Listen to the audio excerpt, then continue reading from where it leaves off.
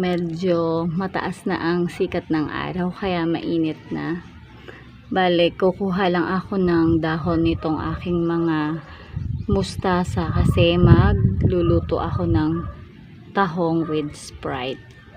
Lalagyan ko siya ng mustasa leaves para naman may kasamang gulay. Ilan lang naman tong tanim ko rito na mustasa.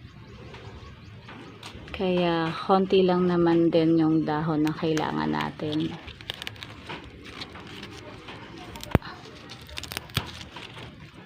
Doon ko pa sana gustong magluto ng tahong with Sprite kaso walang dumadaan na naglalako ng talong dito sa subdivision namin. So ngayon lang kaya ayan, inabot na ng pagbulaklak. Malapit na uling mag-seeds ang aking mga mustasa.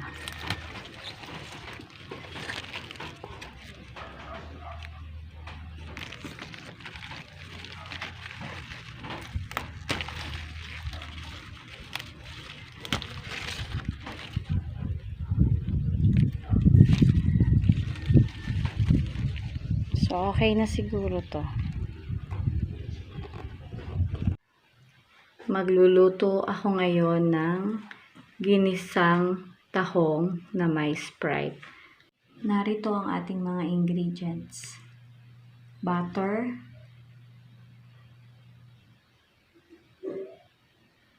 ginger, garlic, onion, pepper, ang ating mustasa, ang tahong o mussels, para sa pampalasa mayroon tayong patis instead of salt.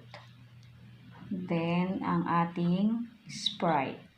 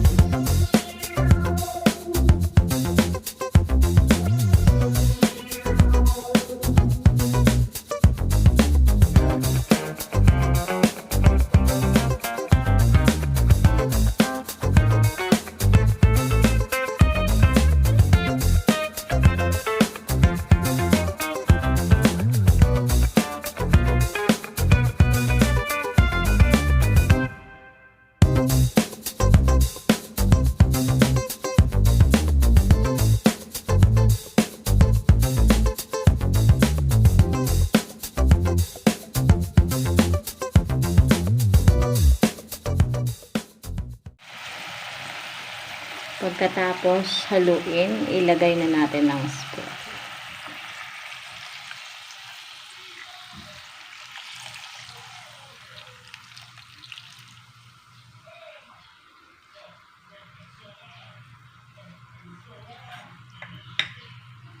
At ang paminta.